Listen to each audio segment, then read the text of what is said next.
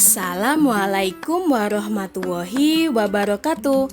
Selamat pagi anak-anak hebat. Bagaimana kabar kalian hari ini? Semoga dimanapun kalian berada selalu dalam keadaan sehat dan selalu semangat dalam mengikuti pembelajaran. Sebelum kita memulai pembelajaran hari ini, marilah kita berdoa sesuai dengan agama dan keyakinan masing-masing. Berdoa dipersilahkan. Berdoa selesai.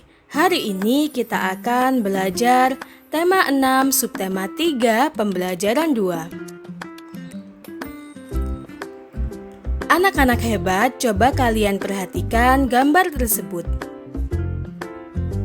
Kegiatan apakah yang ada pada gambar tersebut? Pernahkah kalian menemui anak-anak yang bekerja menjadi pemulung seperti pada gambar tersebut? Pernahkah kalian berpikir mengapa mereka bekerja di usia muda mereka? Tahukah kalian bahwa beberapa anak pemulung tetap bersekolah?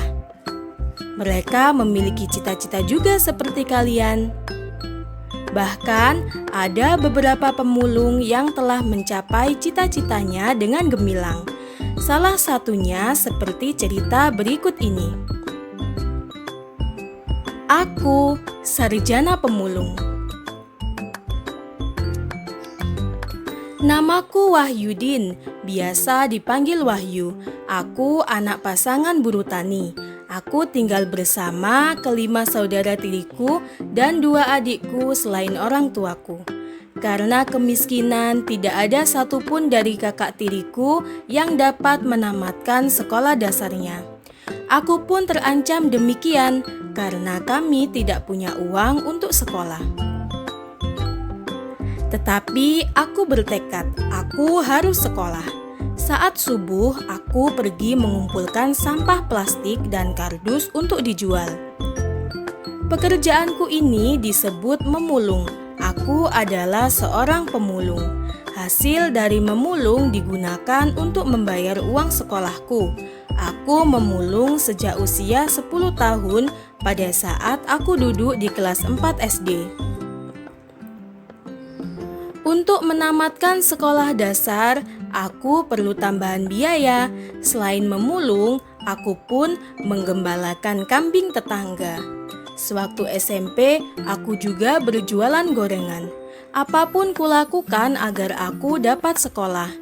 Pada saat SMA, aku menjalani 7 profesi sekaligus agar aku tetap sekolah. Tetapi meski demikian, aku selalu dapat menjadi juara di sekolahku. Pada tahun 2013, aku telah menyelesaikan kuliahku di Jakarta dengan tetap menjadi pemulung. Lalu aku mendapatkan beasiswa untuk melanjutkan kuliah kembali di ITB, Institut Teknologi Bandung, yang kini hampir selesai. Aku bangga telah mencapai cita-citaku untuk terus sekolah, meskipun dengan perjuangan yang panjang dan berat.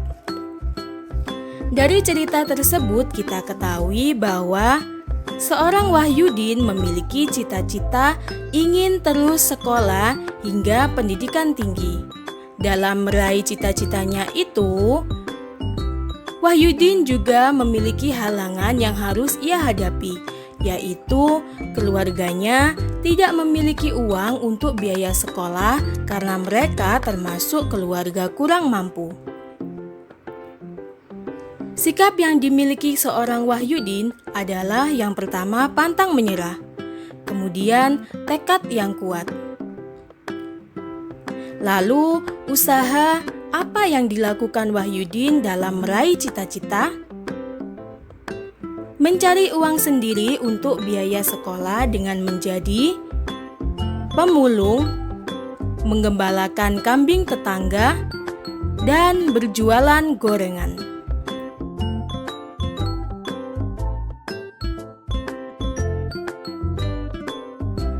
Anak-anak hebat, meskipun Wahyudin berasal dari keluarga yang kurang mampu, namun semangat belajar Wahyudin tidak pernah padam. Hal tersebut ia tunjukkan dengan terus berprestasi di tengah keterbatasannya.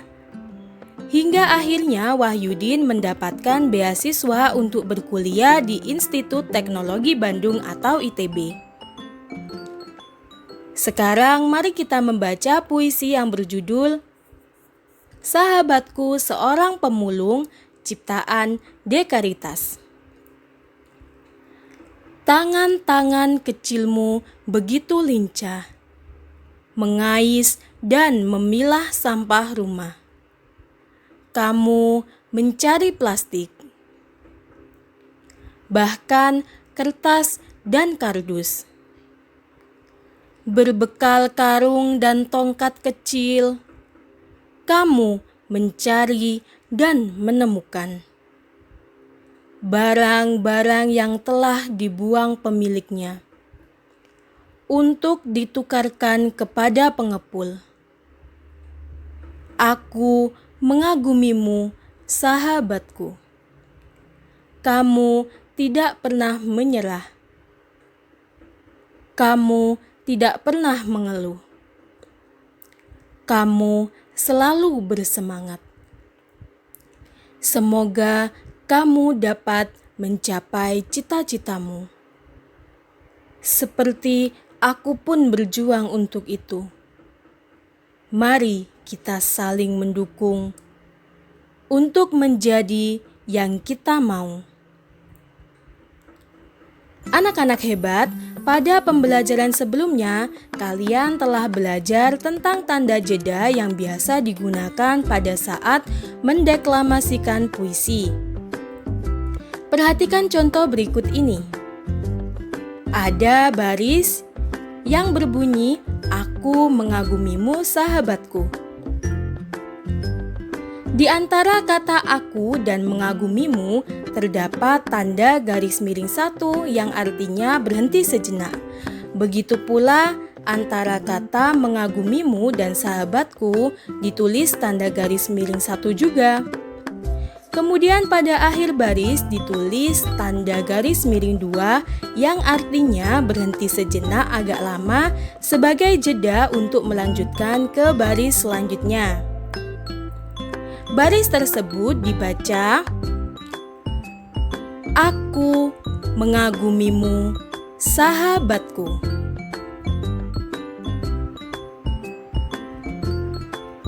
Anak-anak hebat, banyak usaha yang telah dilakukan untuk memanfaatkan barang bekas atau tidak terpakai di lingkungan sekitar.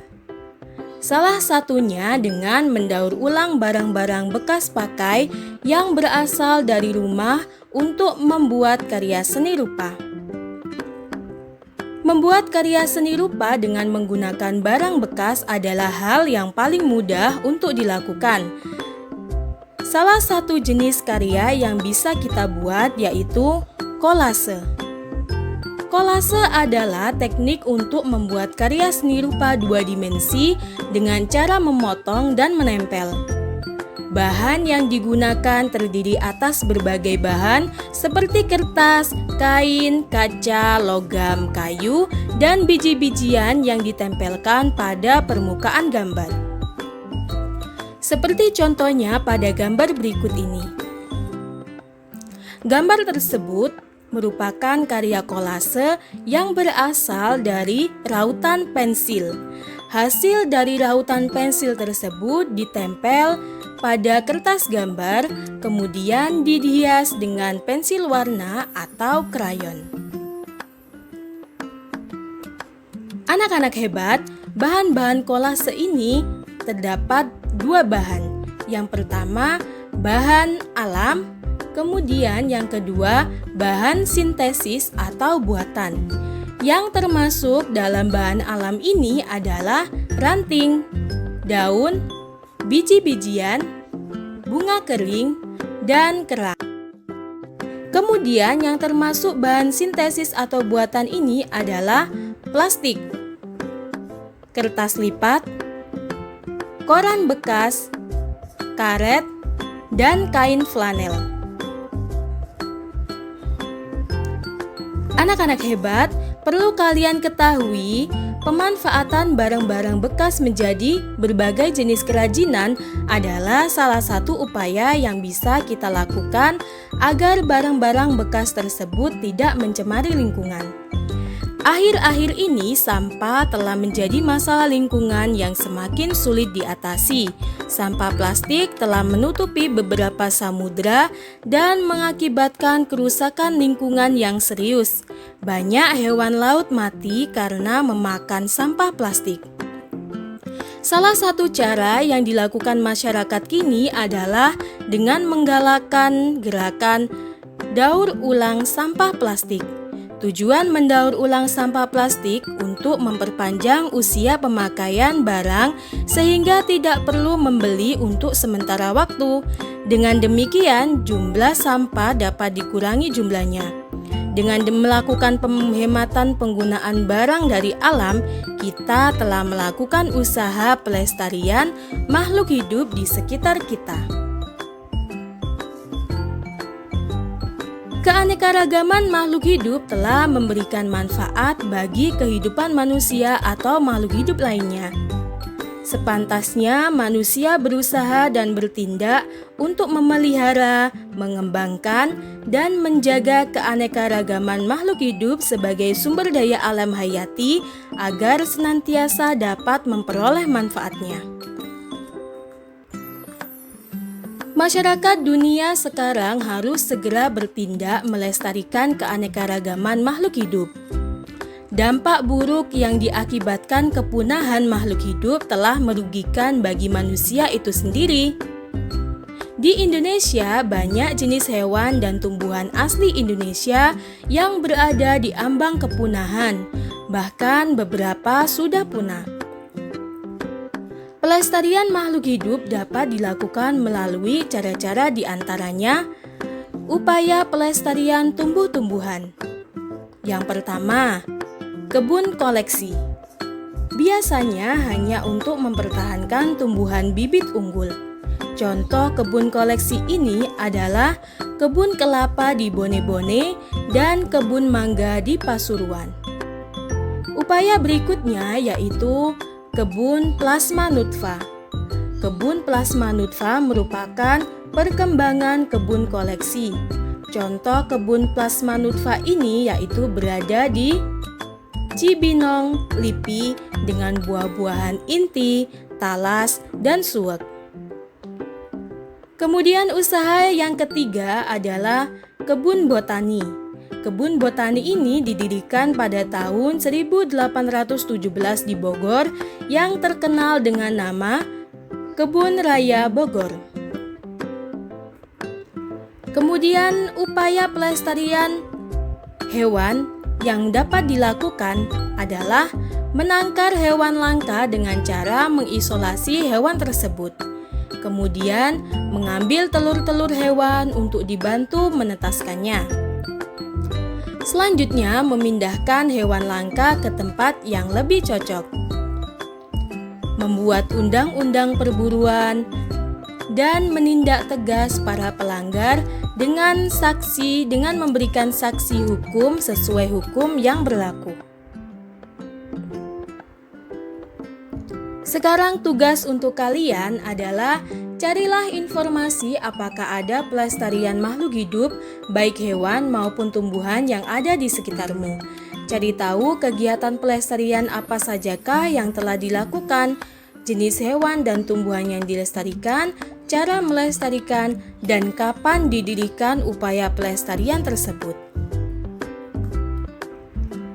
Sampai di sini dulu pembelajaran kita hari ini. Pesan untuk kalian, penggunaan barang secara bijak sama dengan kita melakukan pelestarian terhadap lingkungan. Sayangi lingkungan itu dengan tidak memberinya sampah yang sulit untuk diuraikan.